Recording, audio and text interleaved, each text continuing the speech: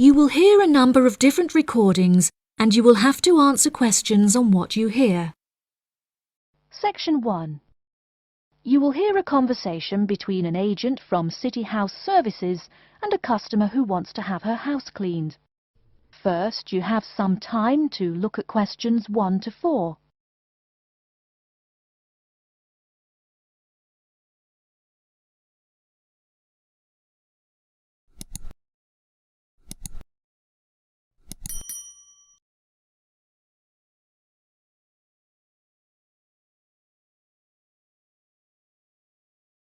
You will see that there is an example which has been done for you.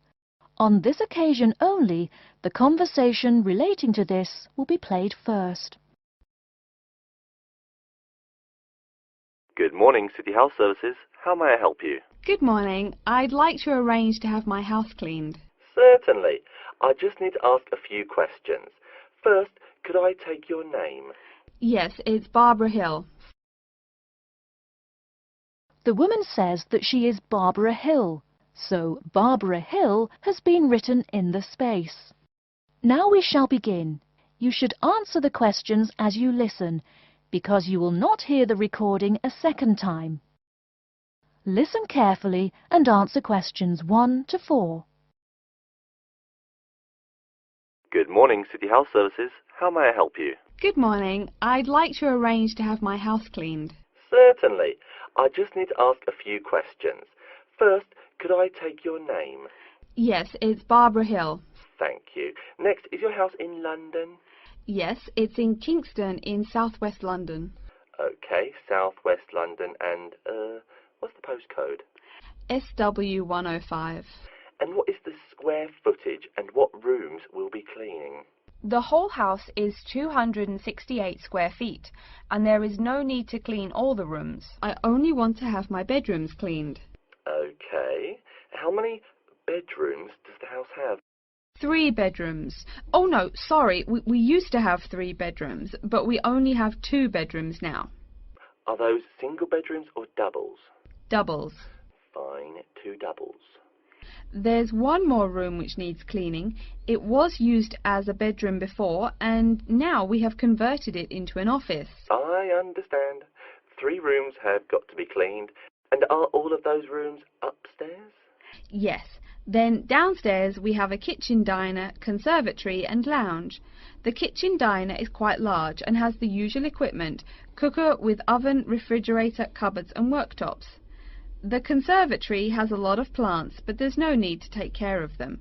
The lounge has a leather 3-piece suite and a large coffee table. Thank you. And do you keep any pets?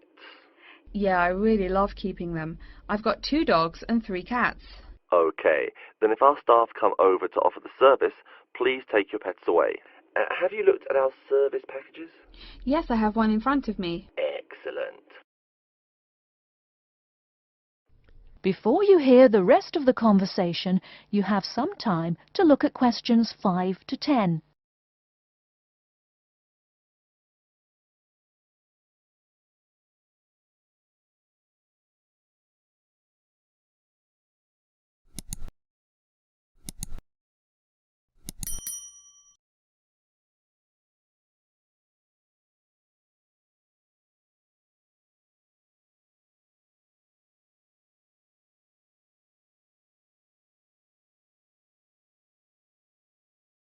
Now listen and answer questions 5 to 10. Any extra services you need?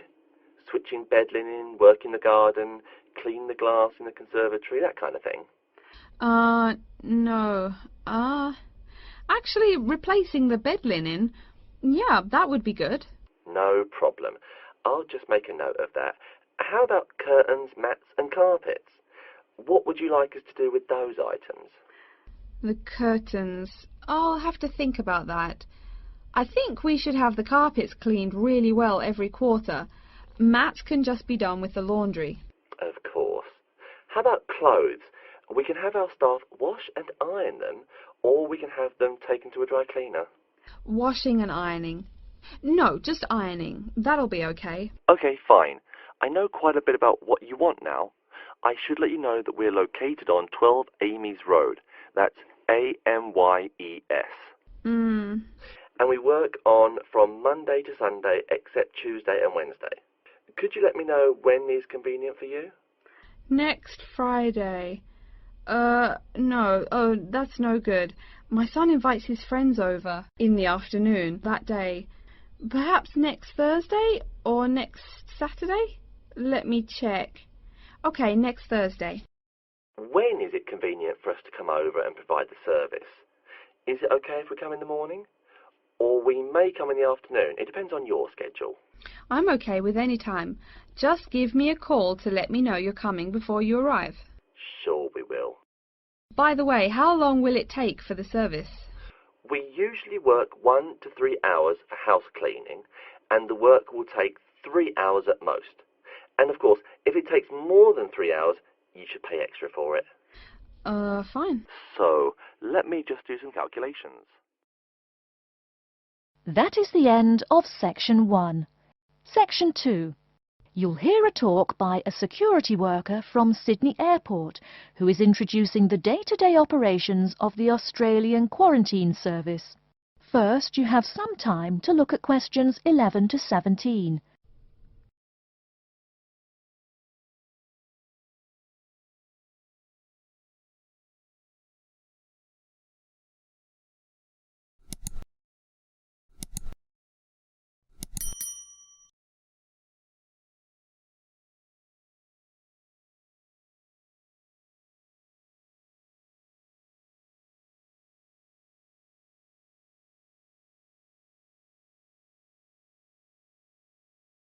Now, listen carefully and answer questions 11 to 17. Hi everyone and welcome to Sydney Airport. Today I'll be giving you the inside information on the day-to-day operations of the Australian Quarantine Service here. We hope to provide you with a better understanding of why such heavy security regulations are necessary by educating you on how we operate and why we do the things we do. We're not here to try to persuade you to fly through Sydney Airport, though we hope you'll find your experience relatively stress-free and comfortable. First things first, our personnel. Can anyone guess how many people work at Sydney Airport? We have 200 alone working in Terminal 2, so can you guess how many in the whole airport? I heard someone say 360. That's getting closer. What? Did someone say 2,000? That's way too high. Sydney Airport actually employs 440 people. A lot, right? And about half of those employees work in security-related matters. Moving on to our not-so-human employees, let's come and see our favourite pooch, Milton. Milton is our best drug-sniffing dog on the force. He's friendly to most people. You can even come pet him at the end of our tour. Burnouts, beware though. He'll find everything. Notice that even though there are so many of us around him, Milton stays quite calm. This is the precise reason he was chosen for the job. Dogs that are chosen are not predisposed to sniff out different narcotics. That's something we teach them already. So here's a part of the airport most people never notice, the cargo transport terminal. This is where packages are shipped to and from. Normally we ship around 4,400 packages per month. In this airport alone, over 52,000 packages were shipped in and out over the past year. We ship to and from 170 different countries. Not bad, eh? Probably it will go up to over 72,000 packages this year. And despite over 100 flights in and out of here daily, the number of lost or delayed packages is impressively low. If you send your package through here, rest assured we'll get it where it's going. Let's move on to the area most of us are familiar with, the passenger terminals. In order to be allowed into this area, you must pass through security with your ticket and, if you're travelling internationally, your passport. If you're travelling domestically, you just need a legal form of ID. If you don't have those, you will not be allowed to pass through security and board your flight. During the security scan, your carry-on items will be checked for dangerous items such as weapons, sharp objects and liquids that exceed our specified limit. If you attempt to pass any of the prohibited items on this list posted at the entrance, you are still allowed to board the plane, but you'll be given a warning and your item will be confiscated. Don't worry, we will not arrest you for having too much shampoo in your bag or anything like that. We also search your carry-ons and parcels for any perishable items. We prohibit the transportation of local vegetation and prohibit parcels containing any insects in them. You may or may not have learnt about this in biology class, but when some plants are introduced to a new environment, they spread wildly and wipe out the current species around it. It is important to control the introduction of new plants into an ecosystem, so we must prohibit the transport of any fertile seeds. So what happens to parcels containing possibly suspicious items? It's of course something we do not take lightly here. If an object passes through the scanner that appears suspicious in any way, it is separated out for manual search by a member of our trained security personnel. If an illegal plant or simple sharp object like a pocket knife is found, it is simply disposed of in our biohazard waste containers, and the package itself is returned to the sender, or passenger if it is for a passenger flight. More serious weapons are reported to higher authorities for investigation. Before you hear the rest of the talk, you have some time to look at questions 18 to 20.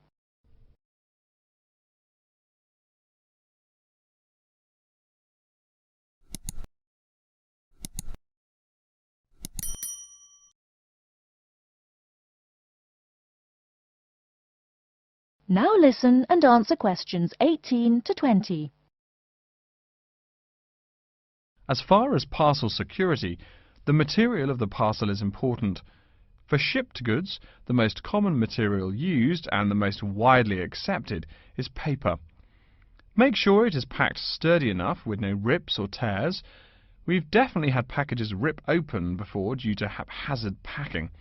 A more common problem, though, is the package labels. When an item does not make it to the right place, this is the most common reason. The label may not be in the right place or marked clearly enough. If you're receiving any items from abroad that must be declared, please remember our guidelines in order to ensure the timely delivery of your item. Make sure it is packed correctly, and we ask that you notify customs between 2 and 10 days within the item's scheduled arrival date. OK, before we move on, are there any questions? That is the end of Section 2. Section 3. You will hear a librarian called Adam Smith talking to the students about how to use the facilities in the library. First, you have some time to look at questions 21 to 26.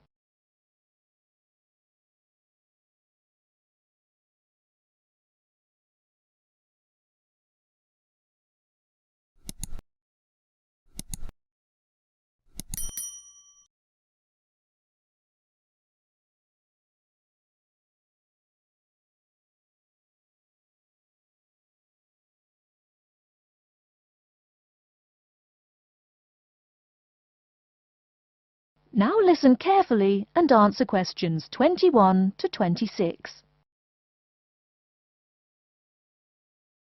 Welcome. Please come in and gather over here around the tables. My name is Adam Smith, and I'm the librarian here.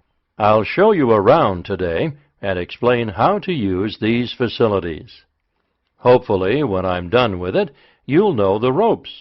And please feel free to let me know of any questions or concerns that you may have. Now we're at the gate of the library. Upon entering into the door, you'll find that the restrooms are on your left-hand side, and opposite them is a photocopy room. Many of you are wondering about the check-in and check-out process. What you have to do is go to the circulation desk, which is to the east of the photocopy room. The reading room is a really large area in the center of the library, just to the north of the circulation desk. I'm sure you won't miss it. If you're here to do research, this is where you should bring books to look through. However, if you're here to do any group projects or other interactive activities, I advise you to use one of the study rooms, which are just to the east of the reading room. Moving on to the southeast corner, we have the periodicals section, just next to the study rooms. We have a collection of different newspapers and magazines in this section. You can get last week's weather reports, or all the top stories 5 years ago. Our periodicals can be traced back 20 years to the time when our school library was built. Our first question. Yes. Can we check out magazines from the library? I'm sorry, but you cannot take any periodicals out of the library. You're welcome to read them for as long as you want while you're here, but you cannot check them out. I wonder if there is any place where we can get some food in the library. Do we have a store here? Of course. The Food Service Center is just meters away from the study rooms. It's on the northeast corner as you look at the map. The Food Service Center offers different kinds of snacks, though it's not big. Well, moving on along to the west, you will find the Video Resource Center on your right hand. We have educational videos and documentaries, as well as major motion pictures. We ask that you pay attention to the tag on the video that you pick up, as many of our documentaries are for on-site viewing only and may not be taken out of the library. To the west of the Video Resource Center is our satellite TV station. Here we stream the news from Channel 19 for most of the day. How many channels does it have? It does have nearly 200 channels, but we generally will give top priority to channels with some big events, like presidential addresses or other breaking news. During the coverage of the presidential debate, students will take a break from studying and flock to watch it. Last, but perhaps most important, is the inquiry desk. It's just on the left-hand side when you walk into the library, so it's impossible to miss it.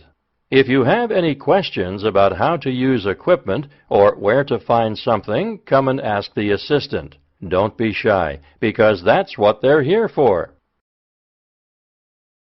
Before you hear the rest of the talk, you have some time to look at questions 27 to 30.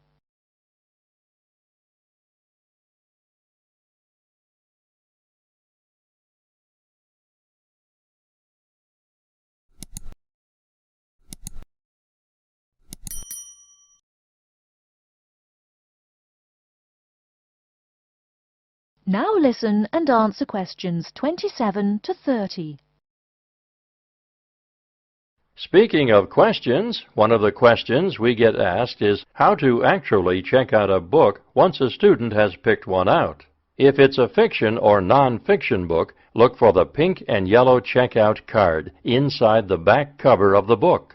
You can also find information about the book on these cards, including its publishing date, genre, ISBN, and a log of dates it's been checked out before. Present this card to me or any library assistant, and we'll stamp it, and then the book can be kept for 3 weeks. You can find general information on a field of study by using one of our subject guides. We have them on paper here, but any of our computers will allow you to search within fields as well. What if the library doesn't have a resource we're looking for? Great question. I'm going to address that. Our library is a network with a number of other universities in the area, so if there is something you're looking for and it's available somewhere in the area, we'll be able to get it for you. However, there are universities which are not part of the network, so we do not share resources with them. If you want more information about the library and its resources, you'll find it in a labeled blue folder on my desk in the Enquiry section. Okay, so that's a lot of information all at once, and I don't expect you to remember it all.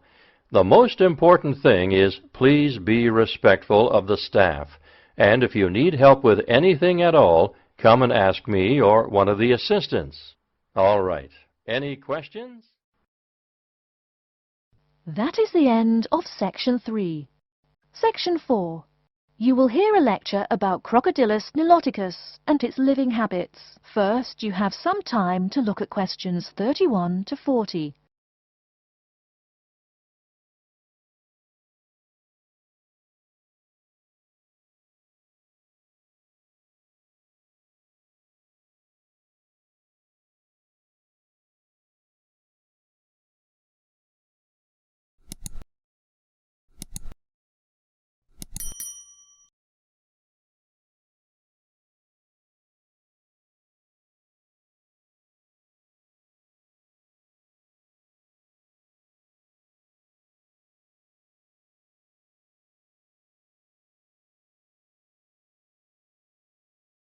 Now listen carefully and answer questions 31 to 40.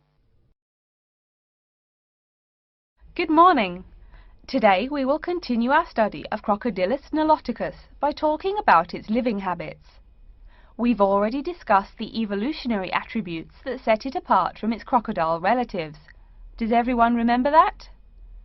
Yes, it has an extremely narrow snout and 3 or 4 rows of protective scales on its back, as compared to 2 rows on other members of the Crocodylus genus.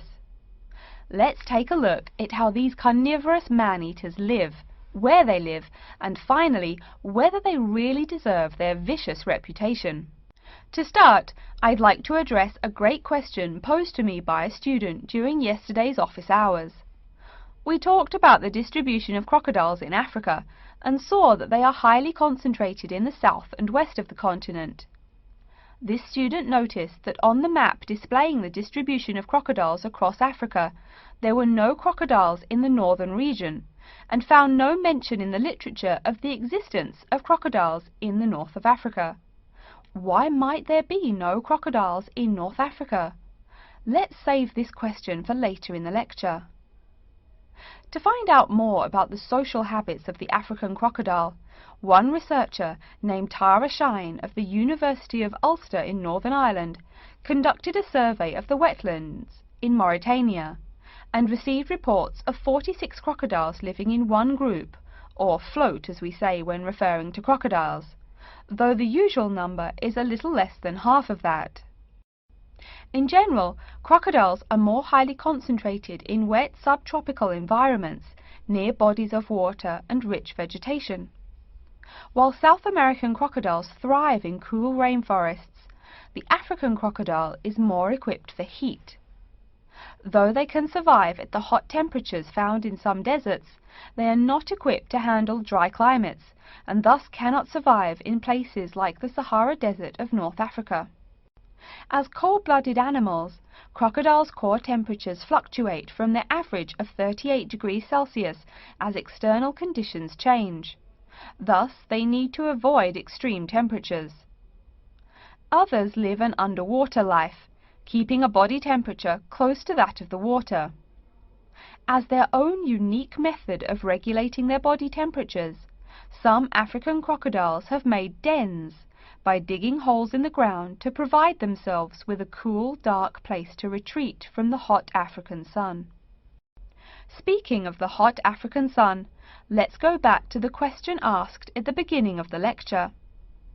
We know that there used to be crocodiles in northern Africa, yet today there are none.